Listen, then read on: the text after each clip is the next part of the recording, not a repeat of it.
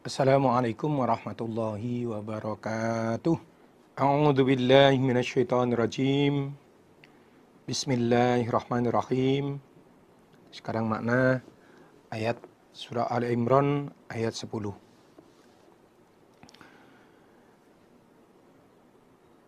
Innal ladina, sesungguhnya orang-orang kafaru yang mengkufuri mereka. Innal ladina, sesungguhnya orang-orang kafaru yang kufur mereka. Iku lan tuhnia, tidak bisa menolak anhum, dari mereka orang-orang kafir, opo amwaluhum, beberapa harta mereka.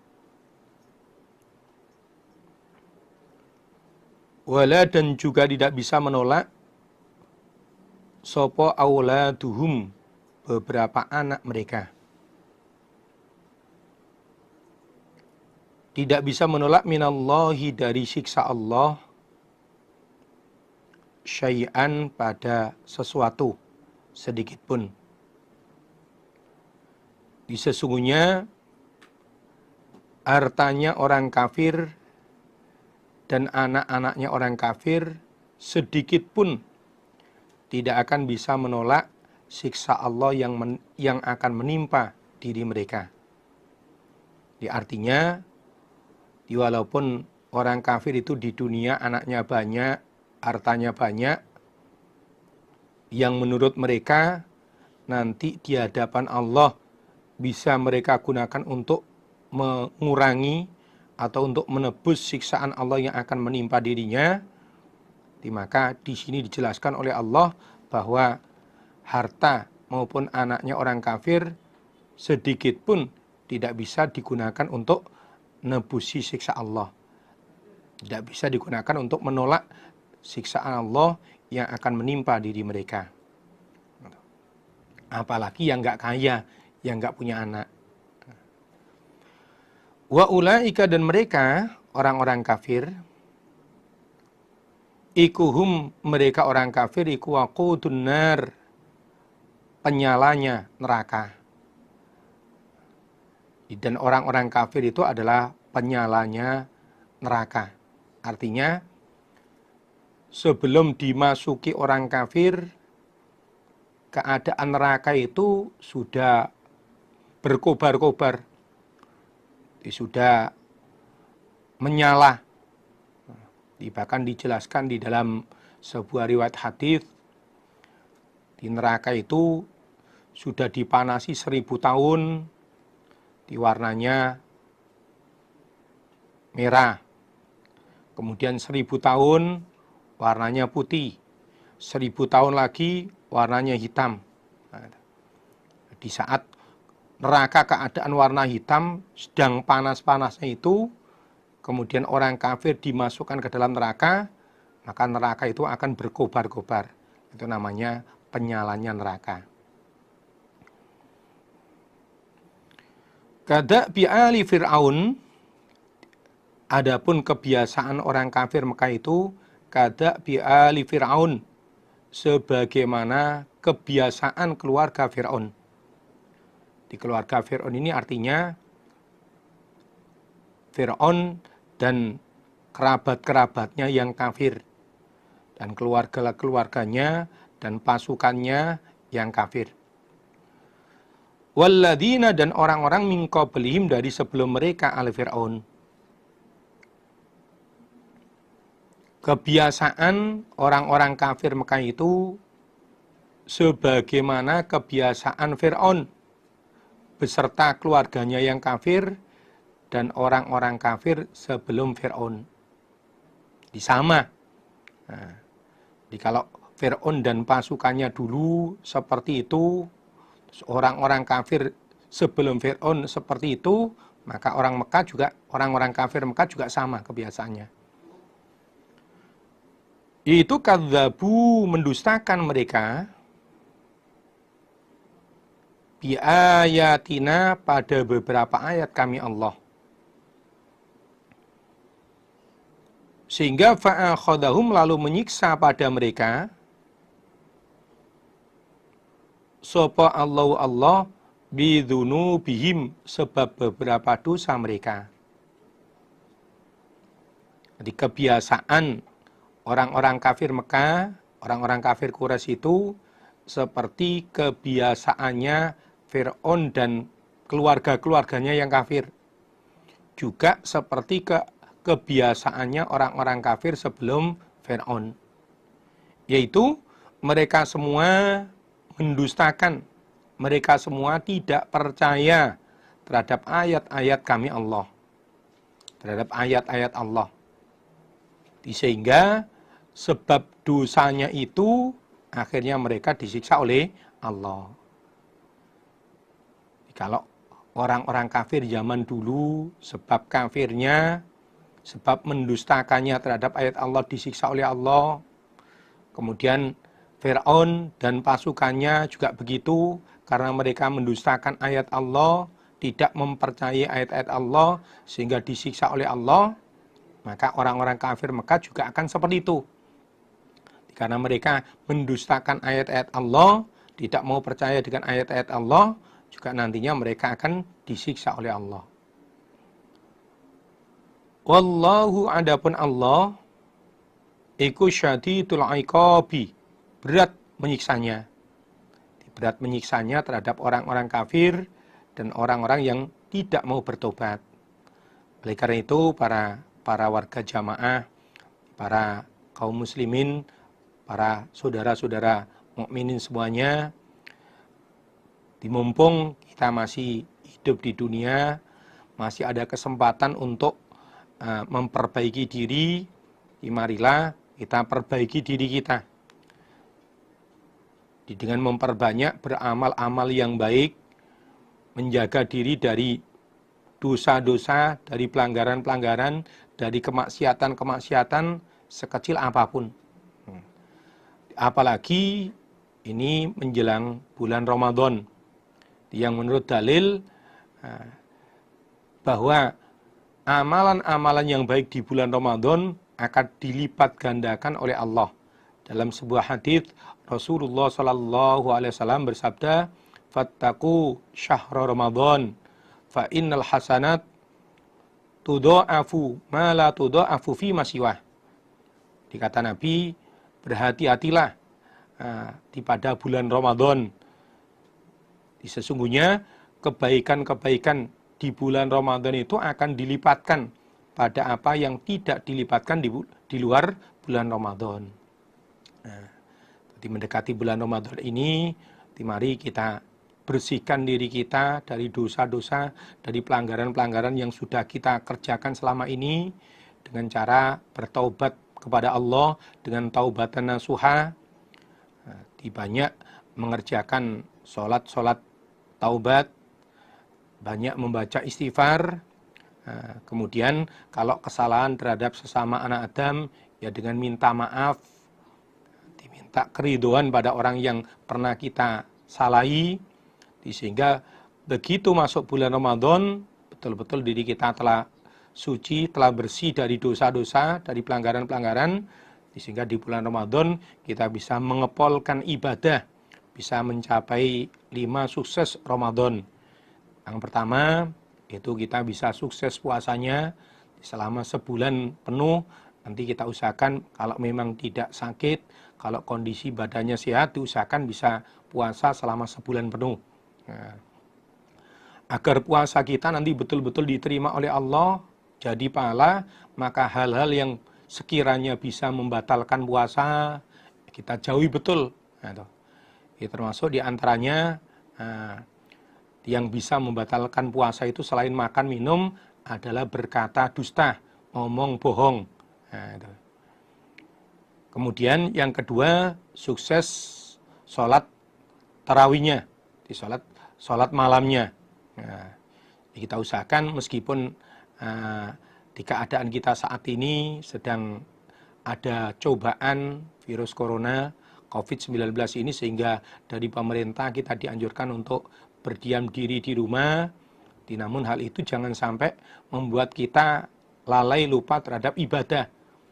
Meskipun di rumah tetap dipolkan ibadahnya.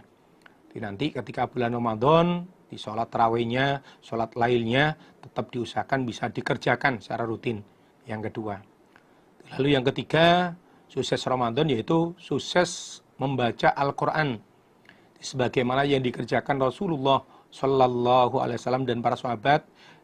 Di Nabi sendiri, kalau di luar bulan Ramadan biasanya dengan malaikat Jibril di dalam 1 bulan itu hanya khatam sekali membaca Al-Quran.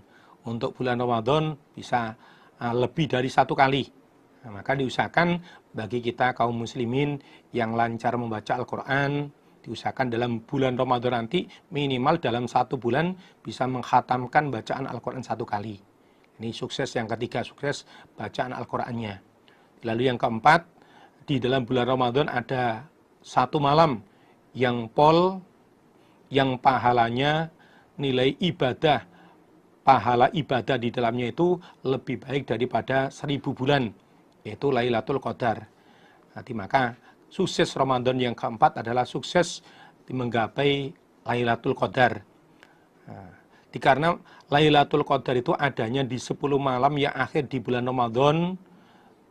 Adapun tepatnya malam apa kita juga nggak tahu, karena Nabi pernah memberitahukan tepatnya malam apa.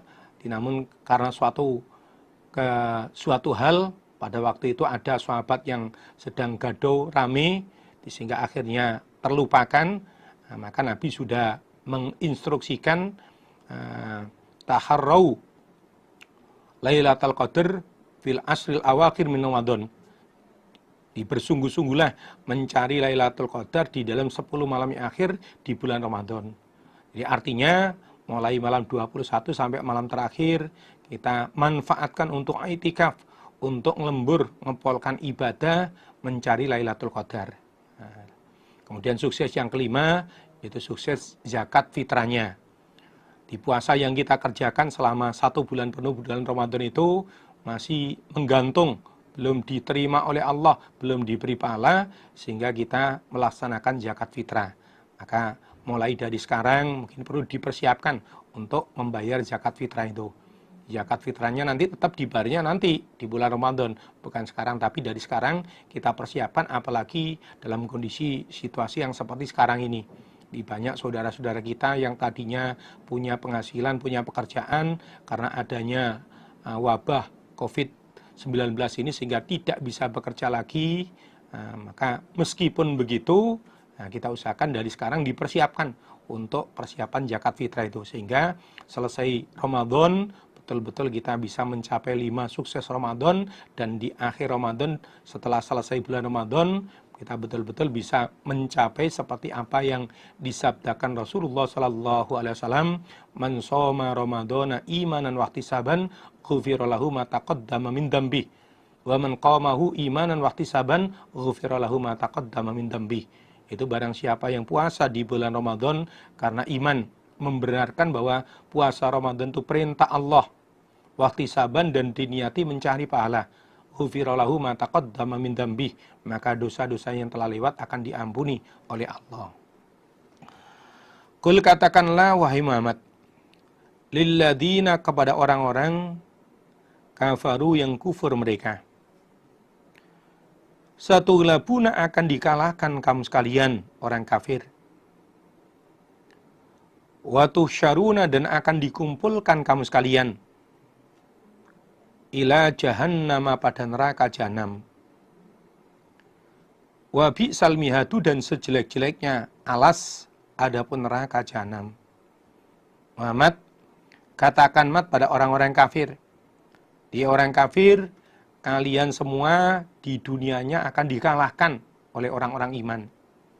Di dunianya kalian akan bisa terkalahkan oleh orang iman, meskipun jumlahmu banyak, peralatan perangmu lengkap, tapi Allah sudah membuat ketentuan bahwa kalian nanti akan dikalahkan oleh orang iman di dunianya.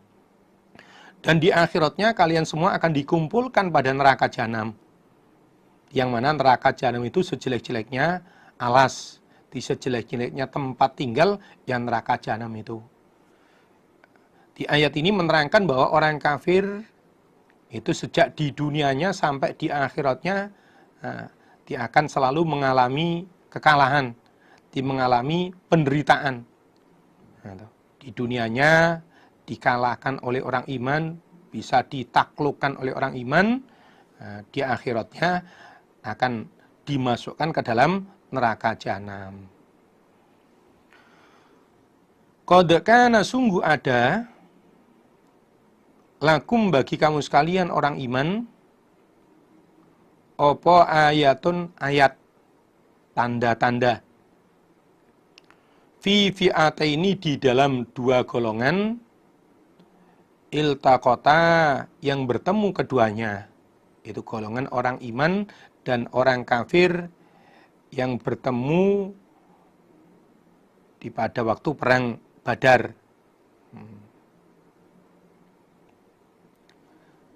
Sungguh-sungguh ada ayat, ada tanda kebesaran Allah bagi kamu sekalian orang iman di dalam bertemunya golongan iman dan golongan orang kafir pada waktu perang Badar.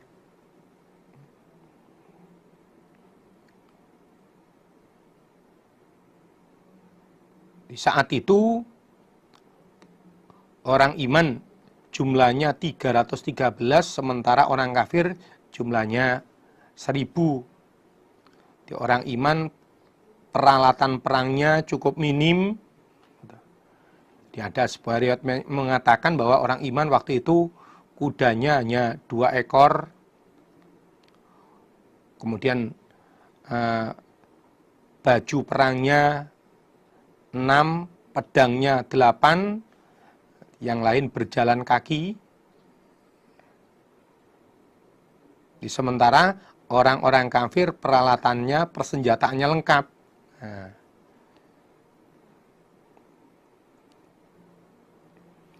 Fi'atun, adapun satu golongan, maksudnya golongan orang iman, ikutu qatilu, berperang sapa fi'atun, fi sabilillah, di dalam membela agama Allah. Wa ukhra, adapun golongan yang lain, iku kafiratun, orang-orang kafir. Yarawnahum, melihat mereka fi'atun, hum, pada mereka ukhra, mitlaihim, pada 2 perumpamaan mereka, 2 kali lipatnya mereka fi'atun. Ra'yal aini, dengan pandangan mata. Pada waktu perang Badar itu ada 2 golongan, 2 kelompok yang bertemu. Yang pertama, golongan pertama adalah golongan orang iman yang berperang untuk membela agama Allah. Sementara kelompok yang lain, golongan yang lain, adalah orang-orang kafir. Meskipun saat itu jumlahnya orang iman 313, sementara jumlahnya orang kafir 1000, tapi dalam pandangan mata orang iman, jumlah orang kafir itu terlihat hanya seperti 2 kali lipatnya. Jadi kalau 300, 2 kali lipatnya hanya 600 seolah-olah begitu. Padahal jumlahnya 1000, 3 kali lipatnya. Jadi oleh Allah memang sengaja diperlihatkan seperti itu. Agar orang-orang iman tidak merasa takut, bahkan makin berani, makin semangat untuk bisa menghadapi orang-orang kafir. Jadi kalau nanti diperlihatkan jumlah orang kafir makin banyak, mungkin ya akan menggetarkan, dia akan membuat takutnya orang iman. Sehingga oleh Allah hanya ditampakkan dalam pandangan orang iman jumlahnya orang kafir itu 2 kali lipatnya. Nah, padahal kenyataannya 3 kali lipat. Wallahu, adapun Allah iku yu'ayyidu, menguatkan siapa Allah, binasrihi, dengan pertolongan Allah, man, pada orang yasha'u, yang menghendaki sapa Allah. Allah menguatkan orang-orang yang dikehendaki dengan pertolongannya. Artinya, walaupun saat itu jumlahnya orang iman sedikit, jumlahnya orang kafir banyak, bahkan 3 kali lipatnya orang iman, namun pada akhirnya orang iman bisa memenangi peperangan Badar itu dengan pertolongan Allah. Inna fi dzalika, sesungguhnya di dalam demikian itu pertolongan Allah kepada Nabi dan orang-orang iman waktu perang Badar, la'ibratan, niscaya menjadi ibarat, menjadi contoh, menjadi peringatan, nasihat, liulil absori, bagi orang-orang yang memiliki pandangan, orang-orang yang mempunyai pandangan. Dibagi orang yang memiliki pandangan, bagi orang yang beriman, pertolongan Allah terhadap Nabi dan orang iman waktu perang Badar itu bisa menjadi nasihat, bisa menjadi pertolongan. Di bahwa kalau orang itu iman, kalau orang itu menetapi kebenaran, akan selalu ditolong oleh Allah. Yuyyina, dihiasi, linnasi, bagi manusia. Apa hubbus syahawati, senang pada beberapa keinginan. Bayani minan nisa'i, dari wanita, perempuan. Wal banina, dan pada beberapa anak. Wal qanatiril muqantarati, dan pada beberapa harta yang dikumpulkan. Bayani minadz zahabi, dari emas. Wal fiddati, dan perak. Wal khailil musawwamati, dan kuda yang dihias, artinya kuda yang bagus-bagus. Wal an'ami, dan binatang ternak. Wal harti, dan tanaman. Dihiasi untuk manusia senang terhadap beberapa keinginan. Artinya beberapa keinginan ini dalam pandangan manusia itu terasa indah. Nah, di manusia kalau melihat hal-hal ini itu merasa indah, merasa senang. Nah, di antaranya adalah perempuan. Yang namanya orang laki-laki kalau melihat perempuan mesti senang. Kemudian anak-anak, orang namanya orang hidup, dengan anak itu mesti senang. Kemudian harta yang dikumpulkan, ditumpuk-tumpuk, terdiri dari emas, perak, kuda-kuda yang bagus, binatang-binatang ternak, dan juga tanaman. Nah, di manusia melihat itu semua itu mesti senang. Nah, di semua itu yang akan terlihat indah di dalam pandangan mata manusia.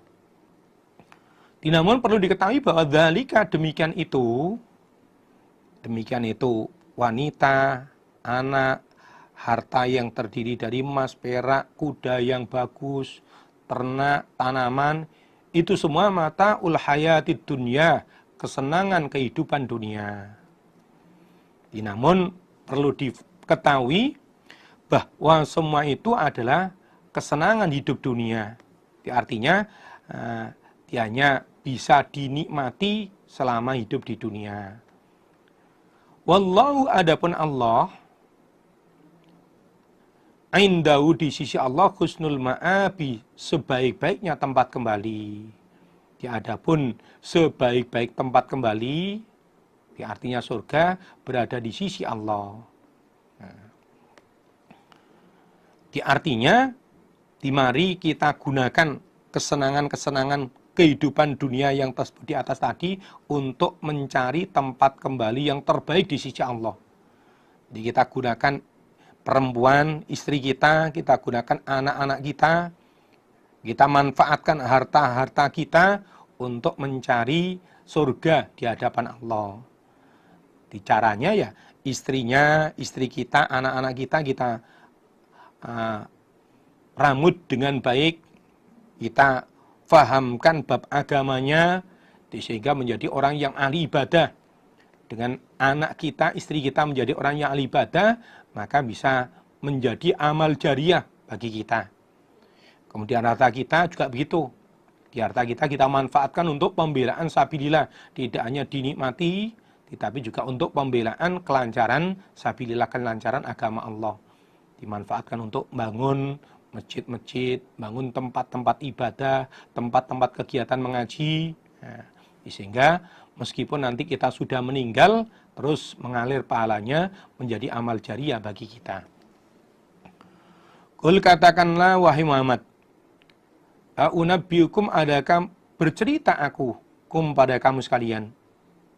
Artinya, maukah kalian saya beritahu bi khairin dengan yang lebih baik min dzalikum daripada demikian itu semua.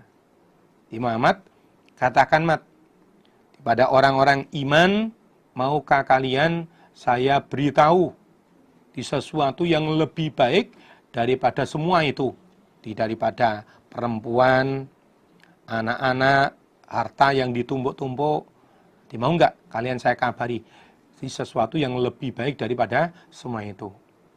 Yaitu lilladina, bagi orang-orang ittaqau yang bertakwa mereka,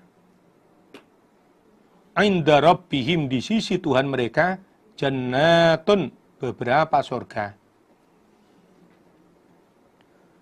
Tajri yang mengalir min tahtiha dari bawah surga, opo al-anharu beberapa sungai. Khalidina dengan orang-orang yang kekal fiha di dalam surga. Wa azwajun dan beberapa istri. Mutahharatun yang disucikan dari haid. Berbeda dengan di dunia. Kalau di dunia terkadang orang hanya punya istri satu, nah, ternyata istrinya haid semua. Nah, kalau di surga, perempuan-perempuan surga itu disucikan, gak pernah haid. Wa ridwanun dan keridhaan minallahi dari Allah. Adapun yang lebih baik daripada kesenangan kehidupan dunia di atas, yaitu bagi orang-orang yang bertakwa, bagi orang-orang yang beriman, di sisi Allah akan mendapat jaminan surga. Yang di bawah surga itu terdapat sungai-sungai yang mengalir. Mereka di dalam surga untuk selamanya. Dan di dalam surga mereka juga akan mendapatkan istri-istri yang suci, yang tidak pernah haid. Dan di dalam surga mereka juga diridhoi oleh Allah, mendapat keridhaan Allah. Kalau dalam sebuah riwayat diterangkan, setiap pagi dan sore bisa melihat wajahnya Allah, melihat zatnya Allah. Itu termasuk waridwanun minallah. Nah, ini didapatkan oleh orang-orang yang waktu di dunianya bisa menjadi orang yang bertakwa. Artinya takwa itu mengerjakan perintah-perintah Allah sakpol kemampuan dan menjauhi larangan-larangan Allah sejauh-jauhnya, kemudian percaya terhadap cerita-cerita dari Allah. Itu yang dimaksud orang yang bertakwa. Wallahu, adapun Allah iku basirun, maha melihat, bil ibadi pada beberapa hamba. Dan Allah melihat, Allah maha tahu terhadap beberapa hambanya. Apapun yang dikerjakan oleh hamba, itu semua dilihat, diketahui oleh Allah. Baik itu berupa amalan-amalan yang baik maupun amalan-amalan yang jelek. Oleh karena itu, para warga jamaah, para kaum muslimin, para saudara-saudara seiman, marilah betul-betul kita jaga diri kita selama hidup di dunia ini, diperbanyak mengerjakan amalan-amalan yang baik dan dijaga dirinya sebisa mungkin, sejauh mungkin kita hindari pelanggaran-pelanggaran dan dosa-dosa. Rupane orang-orang yang bertakwa, yaitu alladzina, orang-orang, yaquluna yang berkata mereka, alladzina, Rabbana, wahai Tuhan kami, innana, sesungguhnya kami, iku amanna, telah beriman kami. Faghfir, maka mengampunilah engkau Allah, lana, kepada kami, dunubana, pada beberapa dosa kami. Waqina, dan menjagalah engkau pada kami, adzaban nari, pada siksa neraka.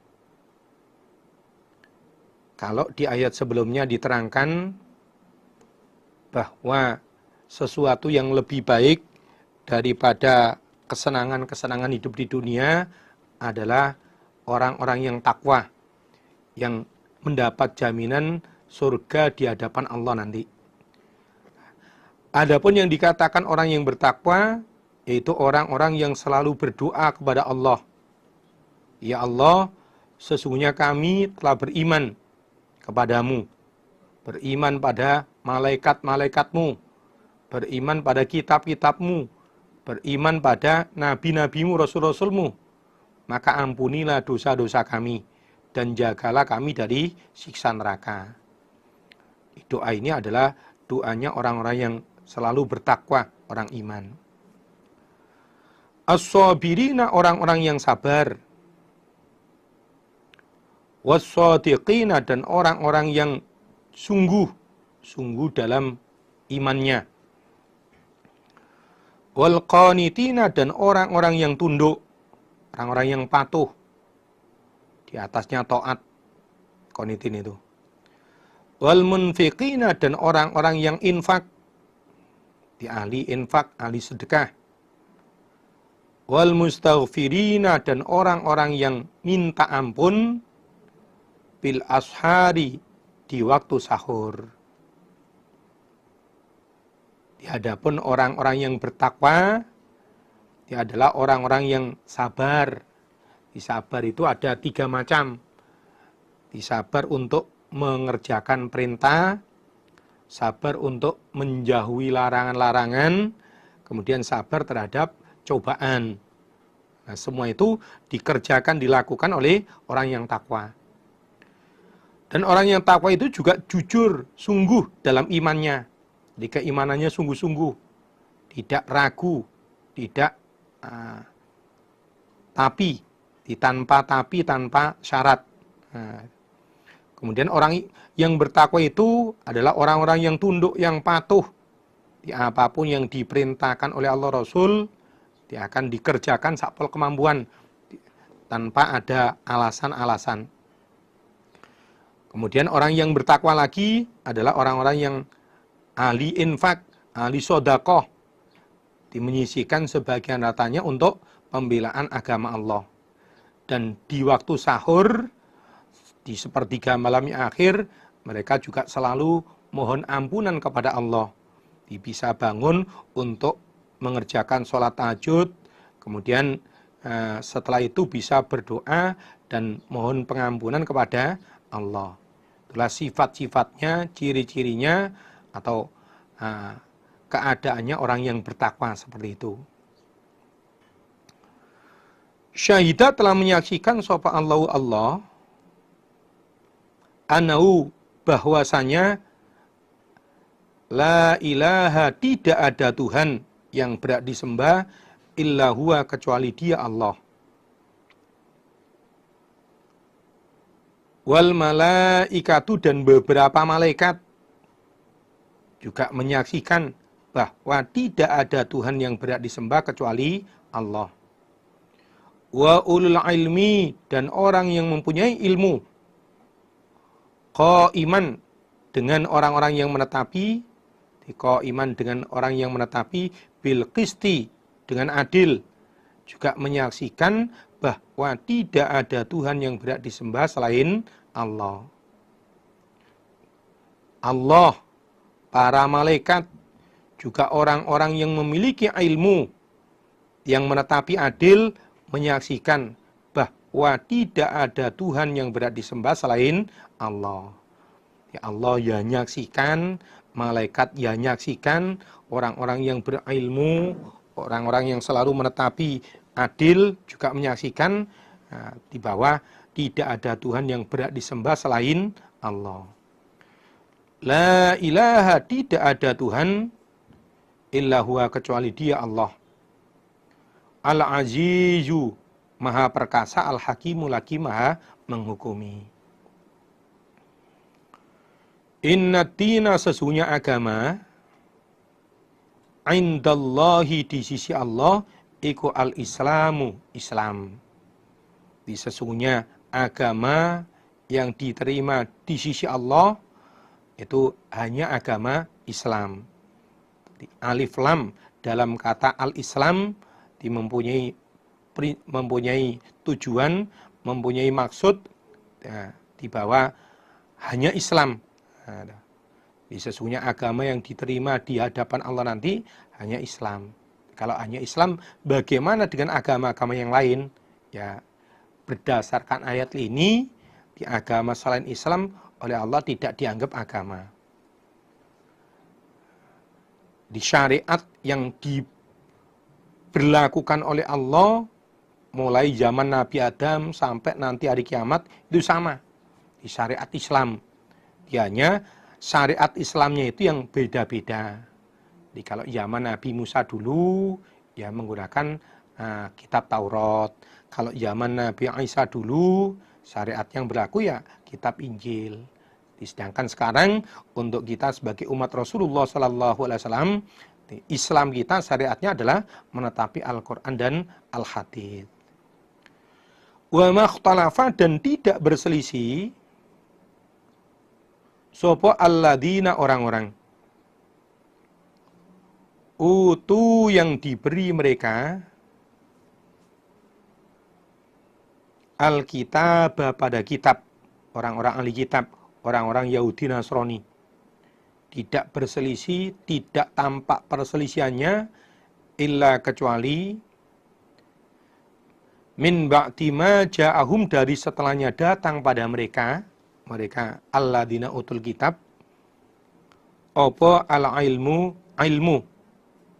Dimaksudnya Nabi Muhammad yang membawa syariat Al-Quran. Kenapa kok datangnya Nabi Muhammad yang membawa Al-Quran membuat orang-orang ahli kitab berselisih? Baghyan, karena dengki, bainahum, di antara mereka. Orang-orang ahli kitab, orang-orang Yahudi Nasrani, tidak tampak perselisihannya. Artinya sebenarnya sebelum ini mereka sudah berselisih. Namun perselisihan di antara mereka itu makin tampak setelah datangnya ilmu yang dibawa oleh Nabi Muhammad kepada mereka. Di perselisihan orang-orang ahli kitab, orang-orang Yahudi Nasrani itu tampak ketika ilmu, maksudnya Al-Quran yang dibawa oleh Nabi Muhammad datang pada mereka. Karena kedengkian di antara mereka. Sebab mereka dengki, kenapa yang dijadikan Rasul, yang dijadikan Nabi kok bukan golongannya. Tapi Muhammad yang orang Ummi, yang orang Quraisy, bukan orang Bani Israel. Sehingga karena mereka dengki itu, sehingga sebagian di antara orang ahli kitab ada yang kemudian iman pada Nabi Muhammad dan Al-Quran, sebagian lagi ada yang tidak mau iman terhadap Nabi Muhammad dan Al-Quran. Bukan berarti setelah datangnya Nabi Muhammad yang membawa Al-Quran, orang-orang ahli kitab baru berselisih, bukan. Jadi sebelum itu mereka sudah berselisih, tapi makin tampak perselisihannya, makin tampak mana yang iman betul dan mana yang tidak, setelah Nabi Muhammad datang dengan membawa Al-Quran. Waman, dan barang siapa yakfur, yang mengkufuri dia bi ayatillah, pada beberapa ayat Allah, fa innallaha, maka sesungguhnya Allah iku sari'ul hisabi, cepat menghisapnya. Dan barang siapa yang mengkufuri ayat-ayat Allah, termasuk ayat Allah adalah Nabi Muhammad yang datang dengan membawa Al-Quran, kok tidak diimani, berarti itu namanya mengkufuri ayat-ayat Allah, maka sesungguhnya Allah itu cepat menghisapnya. Artinya orang itu akan dihisap oleh Allah. Orang itu akan menerima pembalasan amalannya.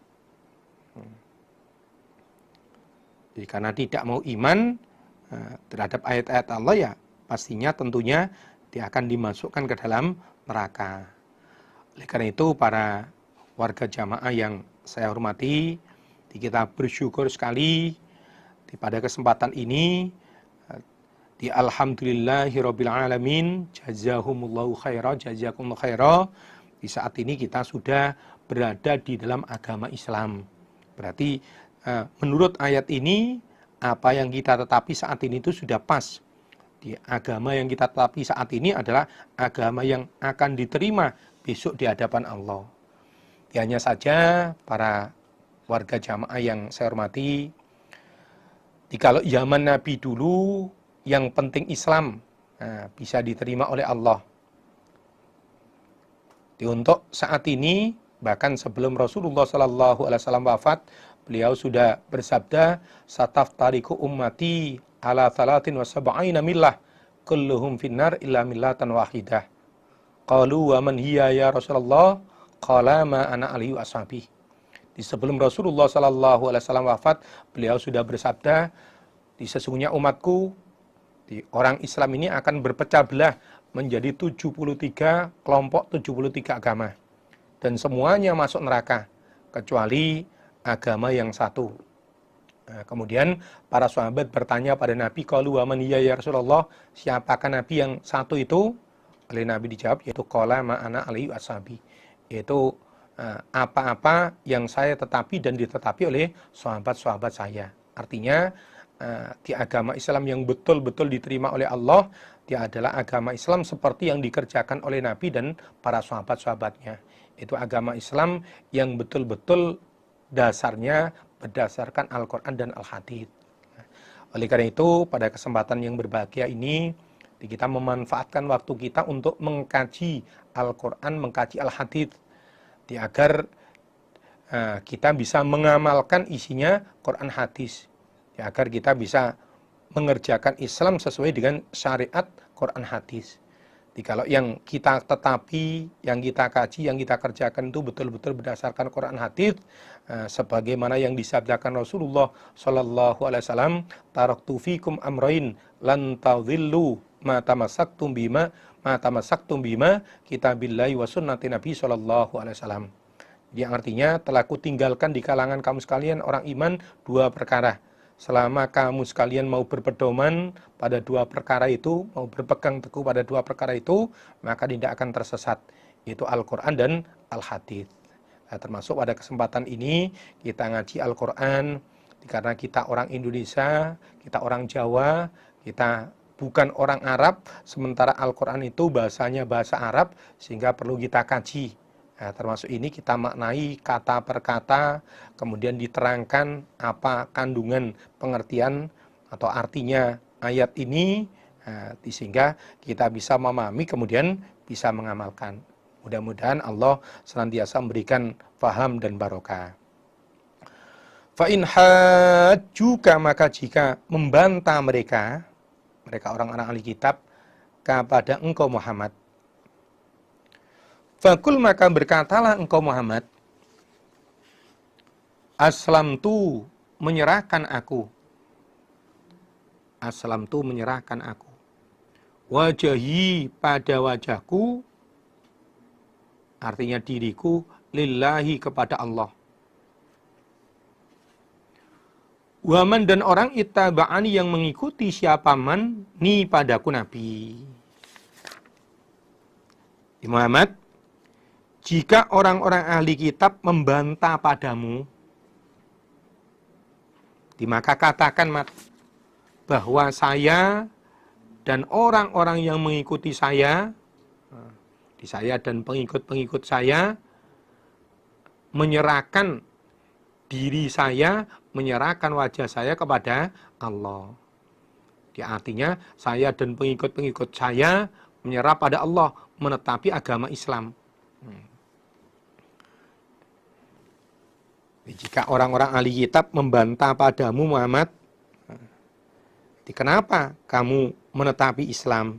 Maka jawab di bawah saya dan juga pengikut-pengikut saya menyerahkan diri kami kepada Allah untuk menetapi agama Islam.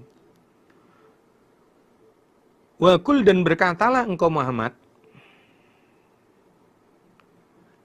lilladzina, pada orang-orang utu yang diberi mereka Alkitab, pada kitab, orang-orang Yahudi Nasrani, wal ummiyina, dan pada orang-orang ummi, orang-orang kafir Quraisy, orang-orang bangsa Arab. Katakan, Aslamtum, adakah Islam kamu sekalian? Artinya alangkah baiknya kalian semua masuk Islam. Di Muhammad, dan katakan mat kepada orang-orang ahli kitab dan juga pada orang-orang bangsa Ummi, di orang-orang kafir Quraisy, orang-orang musyrik Arab. Alangkah baiknya jika kalian masuk Islam. Kalian semua itu masuk Islam. Kenapa harus masuk Islam? Fa'in aslamu, maka jika masuk Islam mereka, fa'in aslamu, maka jika Islam mereka, faqadih tadau, maka sungguh mendapatkan petunjuk mereka. Disebab kalau mereka mau masuk Islam, berarti mereka mendapat petunjuk, mereka mendapat hidayah dari Allah. Nah, maka katakan mat pada orang-orang Yahudi, orang-orang Nasrani, juga pada orang-orang kafir Quraisy, orang-orang Arab, orang-orang Ummi. Nah, kalian semua itu masuk Islam. Jika kalian mau masuk Islam, berarti kalian telah mendapatkan petunjuk, mendapatkan hidayah dari Allah. Nah, artinya, berarti kalau tidak mau Islam, tidak mendapat petunjuk, tidak mendapat hidayah. Maka sekali lagi kita bersyukur pada Allah dan pada semua perantara-perantara agama. Alhamdulillahirabbil alamin, jazahumullahu khaira. Di atas jasa-jasa perantara agama, kita saat ini bisa menetapi agama Islam yang betul-betul berdasarkan Al-Quran dan Al-Hadits. Wa in tawallau, dan jika berpaling mereka orang-orang ahli kitab, fa inna ma alaika, maka sesungguhnya wajib atas engkau Muhammad al-balahu, menyampaikan, mendatangkan. Jika orang-orang ahli kitab kamu ajak untuk masuk Islam kok berpaling, jika mereka orang-orang ahli kitab berpaling, diajak masuk Islam mereka tidak mau, maka ketahuilah mat bahwa tugasmu, kewajibanmu hanya menyampaikan.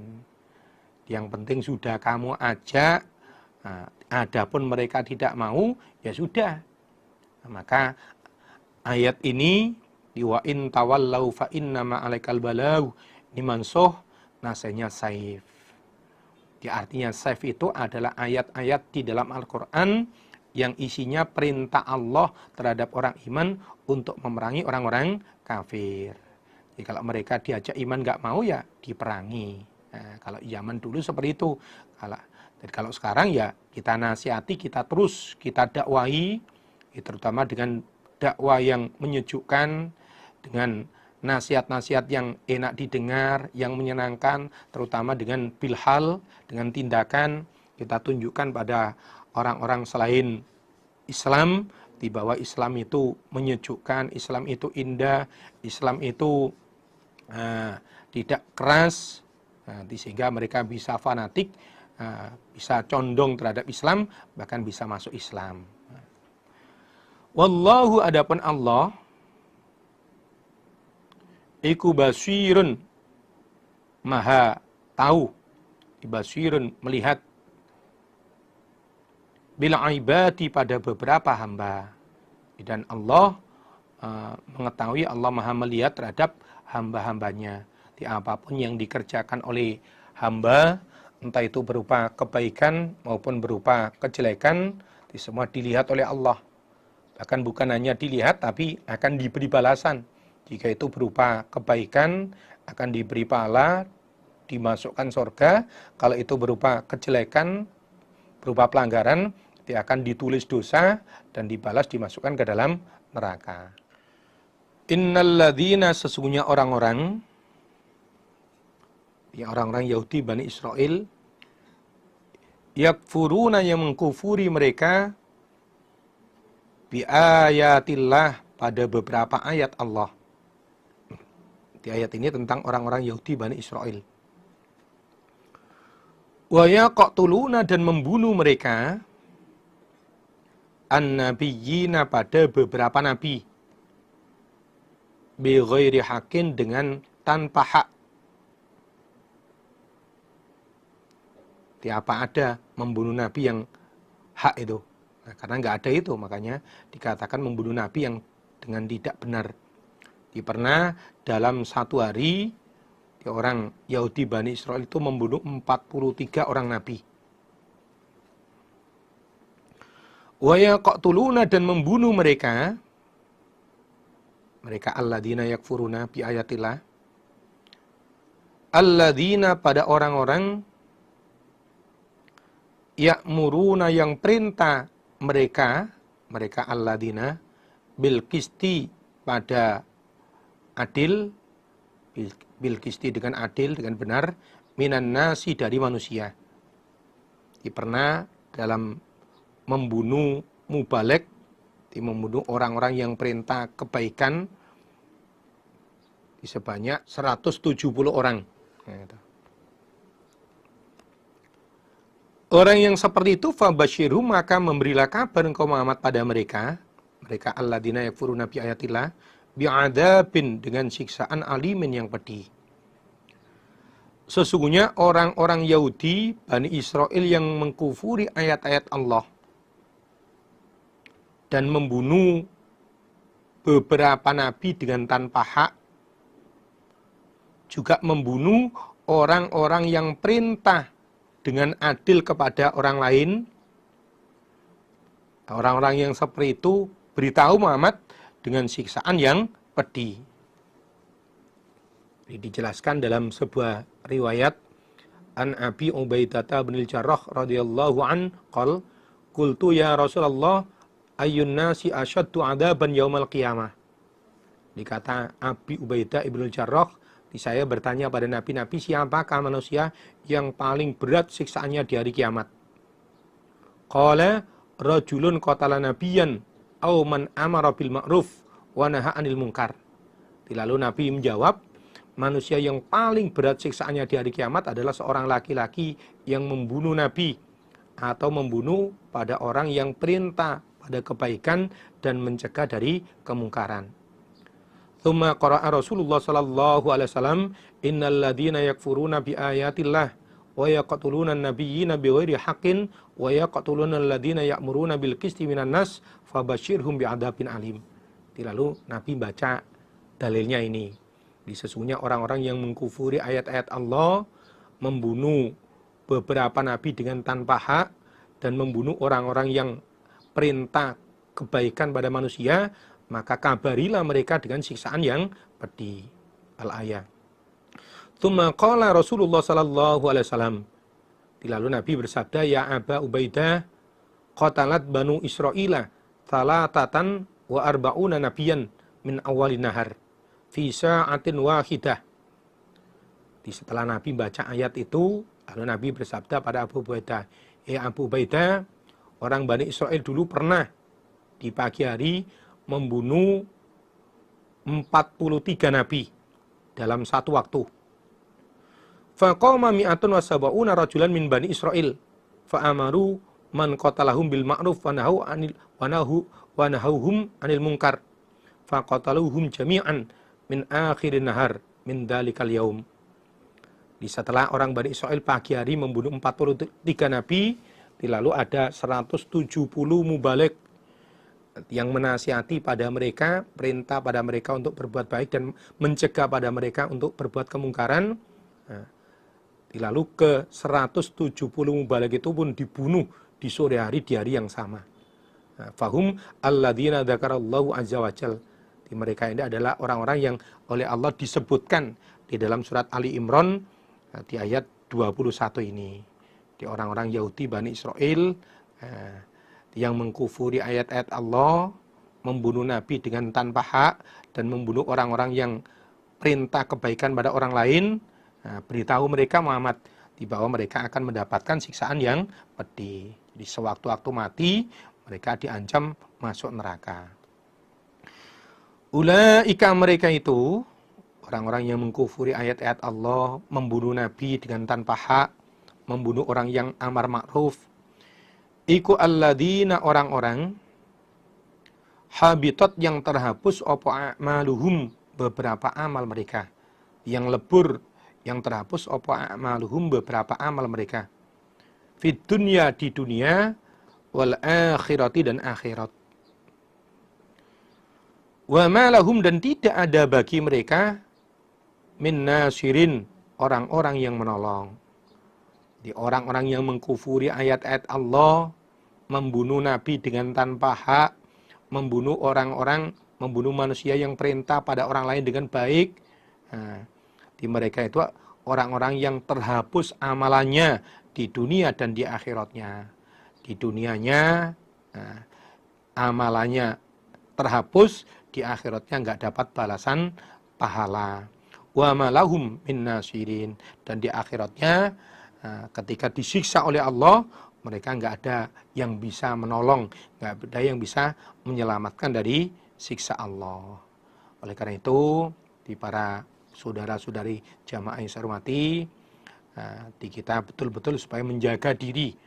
Di kita yang saat ini sudah diberi hidayah oleh Allah, bisa menetapi agama Islam yang betul-betul berdasarkan Quran hadits ini, mari kita tetapi sampai pol ajal mati kita masing-masing. Di apa yang menjadi perintah-perintah Allah kita kerjakan sakpol kemampuan, yang menjadi larangan-larangan Allah kita jauh sejauh-jauhnya, sehingga mati sewaktu-waktu betul-betul kita bisa mendapat jaminan mati masuk surga dan selamat dari siksa neraka. Alam taro, adakah belum mengetahui engkau Muhammad, ilal ladzina, pada orang-orang, utu yang diberi mereka alladzina nasiban, pada bagian minal kitab, dari kitab. Di orang-orang yang mendapat bagian ilmu kitab Taurat. Iku yuda'auna, diajak mereka, ila kitabillah, pada kitab Allah, Al-Quran. Liyahkuma, supaya menghukumi apa Al-Quran, apa kitabullah, maksudnya liyahkuma, supaya menghukumi sapa Allah, maksudnya Al-Quran, bainahum, di antara mereka. Namun ternyata tumma yatawalla, kemudian berpaling sapa fariqun, segolongan, minhum, dari mereka, utu nasiban minal kitab. Wahum, dan mereka iku mu'riduna, orang-orang yang berpaling. Muhammad, tahukah kamu pada orang-orang yang diberi bagian kitab, diberi bagian kitab Taurat, di orang-orang Yahudi, mereka diajak untuk menggunakan hukum yang ada di dalam Al-Quran. Namun ternyata segolongan dari mereka berpaling, tidak mau menggunakan Al-Quran sebagai sumber hukum. Di ayat ini ada ceritanya, ada asbab nuzulnya. Ada orang Yahudi yang zina muhsan, zina dan sudah pernah menikah, datang kepada Nabi untuk minta dihukumi. Kemudian oleh Nabi orang itu dihukumi dengan hukum ranjam. Tahu kalau akan diranjam oleh Nabi, kemudian orang Yahudi tersebut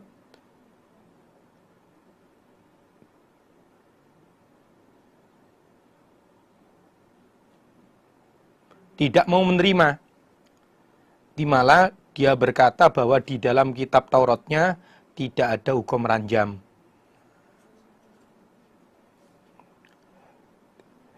Tapi ternyata setelah dilihat betul di dalam kitab Tauratnya, di dalam Taurat ada hukum ranjam.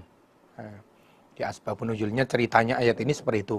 Di Muhammad, tahukah kamu pada orang-orang yang diberi bagian kitab, orang-orang Yahudi, mereka diajak untuk menggunakan hukum di antara mereka pada Al-Quran.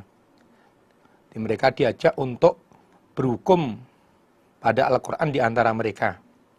Tapi ternyata sebagian dari segolongan dari mereka berpaling, tidak mau menerima hukum yang ada di dalam Al-Quran.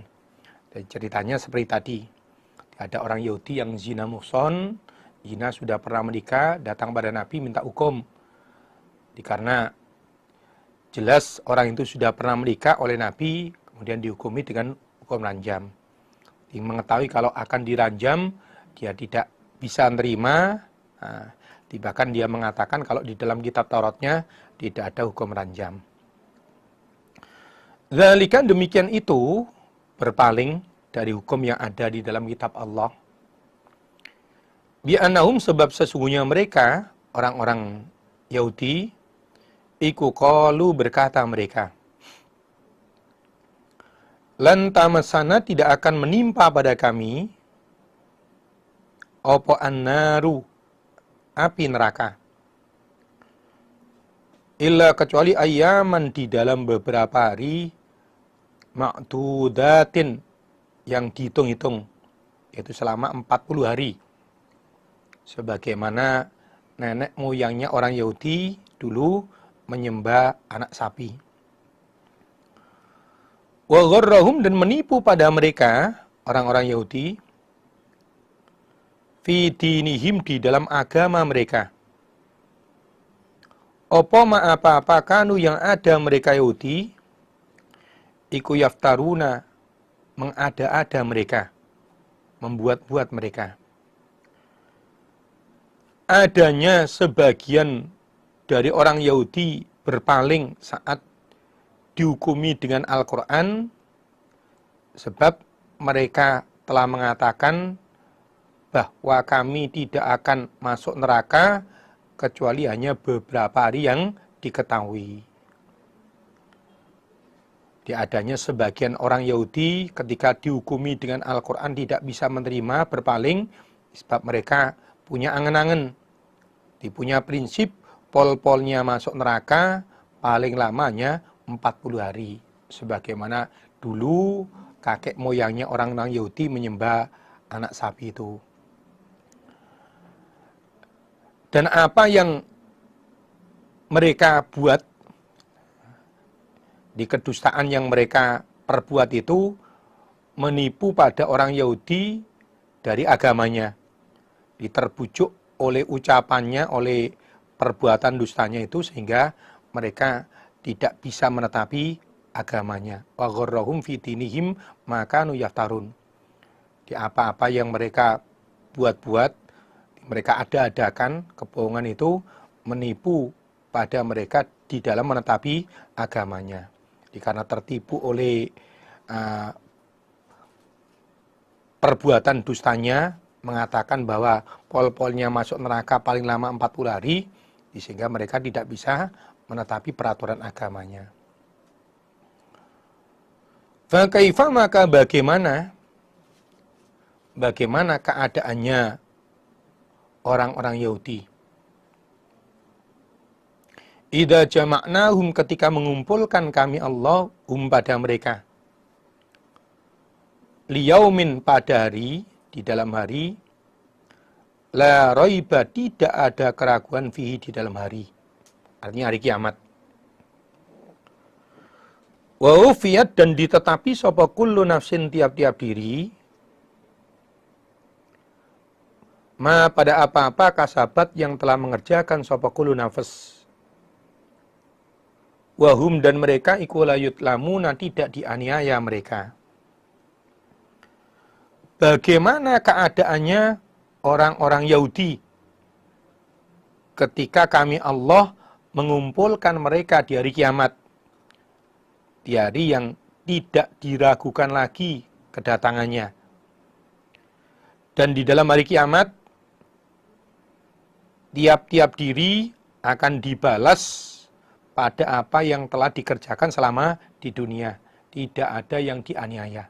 Bagaimana kira-kira keadaan orang Yahudi saat itu? Ya, mesti disiksa oleh Allah.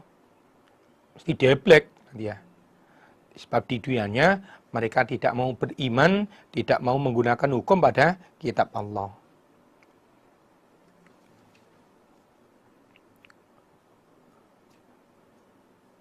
Qul, katakanlah wahai Muhammad, Allahumma, ya Allah, malikal mulki, wahai zat yang merajai kerajaan. Malikal mulki, wahai zat yang merajai kerajaan. Tu'ti, memberi engkau Allah, al-mulka pada kerajaan. Man pada orang tasya'u yang menghendaki engkau Allah. Di contohnya Nabi Muhammad yang diberi oleh Allah kerajaan, kekuasaan. Wa tanzi'u dan mencabut engkau Allah al-mulka pada kerajaan, kekuasaan, mimman dari orang tasya'u yang menghendaki engkau Allah. Contohnya Raja Faris, Raja Rom yang kerajaannya berhasil dikuasai oleh Nabi Muhammad. Wa tu'ayyu dan memuliakan engkau Allah man pada orang tasya'u yang menghendaki engkau. Itu orang-orang iman. Wa tudillu dan merendahkan engkau Allah, menghinakan engkau Allah man pada orang tasya'u yang menghendaki engkau. Itu orang-orang kafir, orang-orang munafik. Muhammad katakan, Mat, ya Allah, wahai zat yang menguasai kerajaan, zat yang menguasai kekuasaan. Engkau memberi kekuasaan pada orang yang engkau kehendaki. Contohnya Nabi Muhammad, oleh Allah diberi bisa menguasai beberapa kerajaan. Dan engkau juga mencabut kekuasaan dari orang-orang yang engkau kehendaki.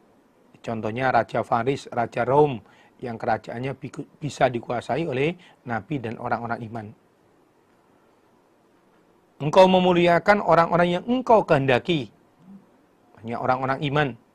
Dan engkau juga menghinakan, merendahkan orang-orang yang engkau kehendaki, orang kafir, orang-orang munafik. Biyadika di tanganmu al-khairu kebaikan. Innaka sesungguhnya engkau Allah ala kulli syai'in atas tiap-tiap sesuatu iku qadirun kuasa. Kebaikan berada di tanganmu ya Allah. Sesungguhnya engkau maha kuasa atas segala sesuatu. Di ayat ini ceritanya pada waktu Fathu Mekah, Nabi berjanji kepada orang-orang iman bahwa orang-orang iman akan bisa menguasai kerajaan Faris dan Rom.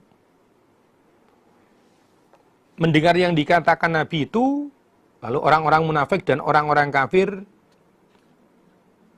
tidak percaya. Malah mereka mencemooh, melecehkan kepada apa yang dikatakan oleh Nabi, melecehkan kepada Nabi, melecehkan, mencemooh apa yang dikatakan oleh Nabi, dengan mengatakan bahwa paling-paling Muhammad bisa menguasai Mekah ini saja. Lalu turunlah ayat ini. Di asbabun nuzulnya ayat ini seperti itu, tentang ceritanya disebutkan di dalam sebuah riwayat hadis qala Ibnu Abbas wa Anas bin Malik lamma fataha Rasulullah sallallahu alaihi wasallam Makkah, ketika Nabi memenangi kota Makkah, bisa menguasai kota Makkah, wa wa'ada ummatahu mulka Faris wa Rum, dan Nabi menjanjikan pada orang-orang Islam untuk bisa menguasai kerajaan Faris dan Rom. Qalat al-munafiquna wal yahud hayhata hayhata min aina li Muhammadin mulku Faris wa Rom. Mendengar apa yang dikatakan Nabi, apa yang dijanjikan Nabi pada para sahabat bahwa akan bisa menguasai kerajaan Faris dan Rom, lalu orang-orang munafik dan orang-orang Yahudi ngomong, enggak mungkin, enggak mungkin. Nah, dari mana Muhammad bisa menguasai kerajaan Faris dan Rom? Hum a'azu wa amna'u min dalik. Orang-orang Faris, orang-orang Rom lebih perkasa, lebih bisa mencegah dari keinginan Muhammad itu. Alam yakfi Muhammadan Makkah wal Madinah hatta tama'a fi mulki Faris wa Rom? Apakah Mekah dengan Madinah belum mencukupi bagi Muhammad sehingga dia tamak ingin menguasai kerajaan Faris dan Rom? Fa anjalallahu ta'ala hadil ayah. Lalu Allah menurunkan ayat ini. Muhammad katakan, Mat, ya Allah, wahai zat yang menguasai kerajaan, engkau memberikan kerajaan pada orang yang engkau kehendaki. Contohnya Nabi Muhammad. Jika Allah mengendaki, meskipun biasa-biasa, ya bisa menaklukkan beberapa kerajaan. Dan engkau juga mencabut kerajaan dari orang yang engkau kehendaki. Contohnya Raja Faris, Raja Rom, yang kerajaannya bisa dikuasai oleh Nabi dan orang iman. Engkau memuliakan orang yang engkau kehendaki, orang iman dan Nabi. Dan engkau juga merendahkan, menghinakan orang-orang yang engkau kehendaki, orang kafir, orang munafik. Tuliju memasukkan engkau Allah al-laila pada malam finnahari di dalam siang. Wa tuliju dan memasukkan engkau Allah an-nahara pada siang fil laili di dalam malam. Wa tukhriju dan mengeluarkan engkau Allah al-hayya pada yang hidup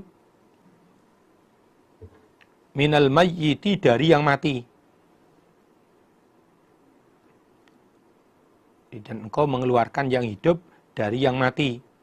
Di sesuatu yang hidup oleh Allah dikeluarkan dari yang mati. Ayam keluar dari telur.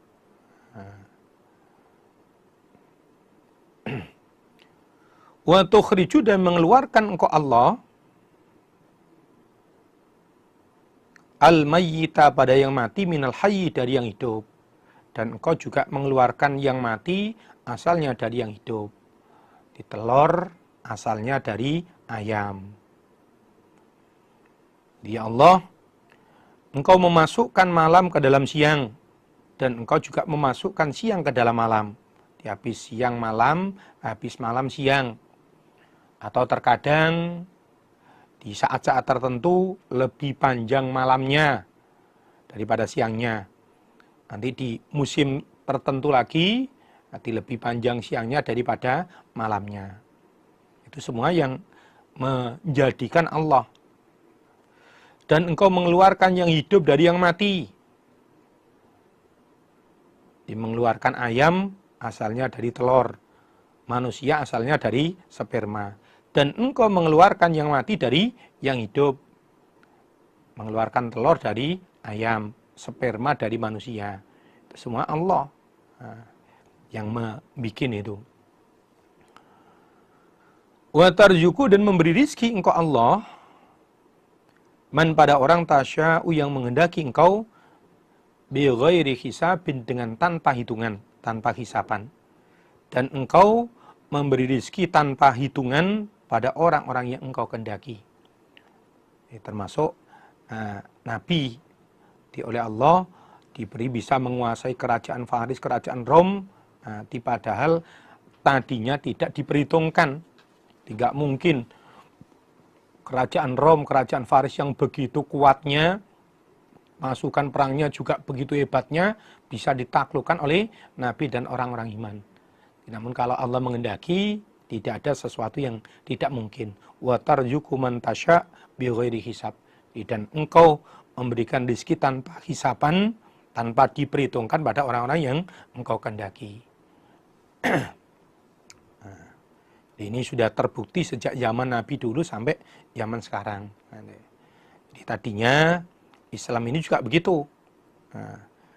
Di zaman Nabi dulu, di Islam itu tadinya sedikit dari Mekah, kemudian berkembang ke Madinah dan ke sekitarnya, sampai akhirnya sekarang mendunia. Nah, ini betul-betul Allah yang memberikan itu. La yattakhid, janganlah mengambil sopa al-mu'minuna orang-orang iman al-kafirina pada orang-orang kafir aulia pada beberapa kekasih min dunil mu'minina dari selain orang-orang iman. Janganlah orang-orang iman menjadikan kekasih kepada orang-orang kafir selain orang iman. Jadi orang iman janganlah mengambil orang kafir sebagai kekasih selain orang iman. Jadi mestinya orang iman itu berkasihannya ya dengan sesama orang iman. Jadi tidak dengan orang-orang kafir. Waman dan barang siapa yaf'al yang mengerjakan dia, dzalika pada demikian itu mengasihi pada orang kafir selain orang iman. Falaisa maka tidak ada siapa orang minallahi dari Allah fi syai'in di dalam sesuatu. Artinya falaisa min dinillahi fi syai'in. Orang itu tidak dianggap menetapi agama Allah sedikit pun.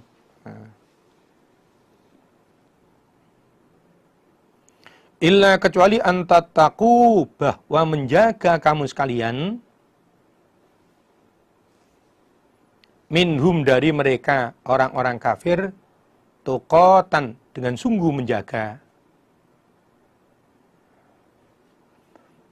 Barang siapa yang mengerjakan mengasihi pada orang kafir selain orang iman, maka orang itu tidak dianggap menetapi agama Allah sedikit pun. Falaisa minallahi fi syai'in. Berarti maka orang itu sedikit pun tidak dianggap menetapi agama Allah. Kecuali kalau mengasihinya pada orang kafir itu hanya sekedar untuk berjaga-jaga. Nah, jadi misalnya kita tinggal di daerah yang umumnya bukan orang Islam, bukan orang iman. Jadi kalau kita di sana nggak mau bergaul dengan mereka, nah, kita bisa diusir dari situ. Tapi kalau kita mau bergaul, nah, tetap bisa di situ diterima. Nah, kita berbuat baik terhadap mereka agar mereka tetap menerima. Ini termasuk praktek dari kecuali untuk menjaga diri. Illa antataku minhum tuqah. Nah, kecuali mengasihinya terhadap orang kafir itu hanya untuk berjaga-jaga. Jadi supaya dirinya selamat, tidak diusir dari tempat itu, itu nggak apa-apa. Jadi artinya mengasihinya itu hanya sekedar lahirnya saja, untuk berjaga-jaga lahirnya, tidak sampai lahir batin. Wa yuhadzirukum, dan menakut-nakuti pada kamu sekalian,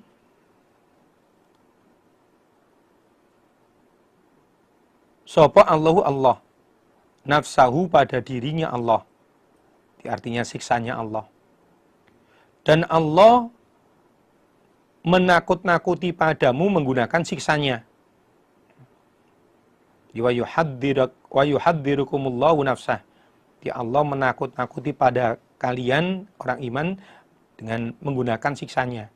Jadi kalau sampai kamu melanggar peraturan-peraturan Allah, termasuk tidak boleh mengasihi orang kafir selain orang iman, kok mengasihi orang kafir selain orang iman, nah, maka akan disiksa oleh Allah.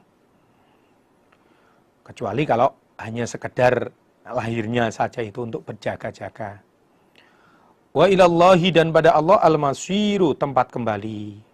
Di akhirnya kita semua nanti akan dikembalikan pada Allah untuk mempertanggungjawabkan semua yang kita kerjakan selama di dunia. Ini ceritanya ayat ini, Ubadah Ibnu Samit dipunya teman orang-orang Yahudi sebanyak 500 orang. Ubadah bin Samit usul kepada Nabi agar teman-temannya orang Yahudi sebanyak 500 orang itu diperbolehkan membantu pada orang iman waktu perang Khandaq. Ubadah bin Samit memiliki 500 teman orang Yahudi. Lalu dia usul kepada Nabi supaya temannya orang Yahudi sebanyak 500 orang itu diperbolehkan membantu pada orang iman waktu perang Khandaq. Lalu turunlah ayat ini. Di orang iman, janganlah orang iman itu mengasihi pada orang kafir selain orang iman. Meskipun mereka itu temanmu, kalau keadaannya bukan orang iman, keadaannya masih kafir, ya jangan dikasih lahir batin. Qul, katakanlah wahai Muhammad, In tukhfu, jika menyamarkan kamu sekalian, ma pada apa-apa fi sudurikum, di dalam beberapa hati kamu sekalian. Artinya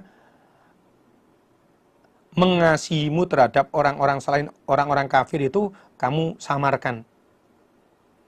Autubatuhu, atau menampakkan kalian hu padama, atau senangmu, berkasihanmu terhadap orang kafir itu kamu tampakkan. Ya'lamhu, maka akan mengetahui padama sapa Allahu Allah. Muhammad, katakan Mat, jika kamu sekalian menyamarkan apa yang ada di dalam hatimu, diberkasi kasihanmu dengan orang kafir itu kamu samarkan, atau kamu tampakkan apa yang ada di dalam hatimu, berkasi kasihanmu dengan orang kafir itu kamu tampakkan, maka tetap Allah akan mengetahuinya. Mau kamu tampakkan atau kamu samarkan, kamu rahasiakan, berkasi kasihanmu dengan orang kafir itu tetap diketahui oleh Allah. Bahkan wa ya'lamu, dan mengetahui sapa Allah, wa ya'lamu, dan mengetahui siapa Allah, ma pada apa-apa fis samawati, di dalam beberapa langit, wa ma, dan pada apa-apa fil ardi, di bumi. Dan bahkan Allah itu mengetahui apa yang ada di langit dan di bumi. Bukan hanya yang ada di dalam hatimu, bukan hanya apa yang kamu tampakkan. Semua yang ada di langit, semua yang ada di bumi diketahui oleh Allah. Dan pastinya bukan hanya mengetahui saja. Di setiap tindakan, setiap perbuatan akan dibalas oleh Allah. Kalau itu berupa kebaikan, berupa amal-amal yang baik, sesuai dengan peraturan, akan diberi pahala oleh Allah, diganjar oleh Allah, dibalas dengan surga. Dan apabila itu berupa pelanggaran, kemaksiatan, maka oleh Allah akan dibalas dengan dosa dan dimasukkan ke dalam neraka. Wallahu, adapun Allah, ala kulli syai'in, atas tiap-tiap sesuatu, iku qadirun, kuasa. Dan Allah maha kuasa terhadap segala sesuatu. Termasuk mengetahui apa yang ada di dalam hati kita, Allah juga berkuasa. Memberi balasan kebaikan kita dengan pahala, dengan surga, Allah berkuasa. Memberi balasan dosa, memberi balasan neraka terhadap amal-amal jelek kita, Allah juga berkuasa. Oleh karena itu, mari kita jaga di peraturan-peraturan Allah yang sudah kita kaji dari kitab Al-Quran maupun Al-Hadith. Kita usahakan jika itu memang berupa perintah, kita kerjakan sakpol kemampuan kita. Kalau itu berupa larangan-larangan, maka kita berusaha untuk menjauhi sejauh-jauhnya. Sehingga betul-betul sewaktu-waktu kita menghadap pada Allah dalam keadaan husnul khotimah, dipenuh dengan pahala, penuh dengan kebaikan, yang akhirnya mati sewaktu-waktu betul-betul berhasil masuk surga, selamat dari neraka. Sebelum pengajian, mudah-mudahan Allah paring manfaat dan barokah. Alhamdulillah, jazakumullahu khairah. Mudah-mudahan Allah paring manfaat dan barokah. Wassalamualaikum warahmatullahi wabarakatuh.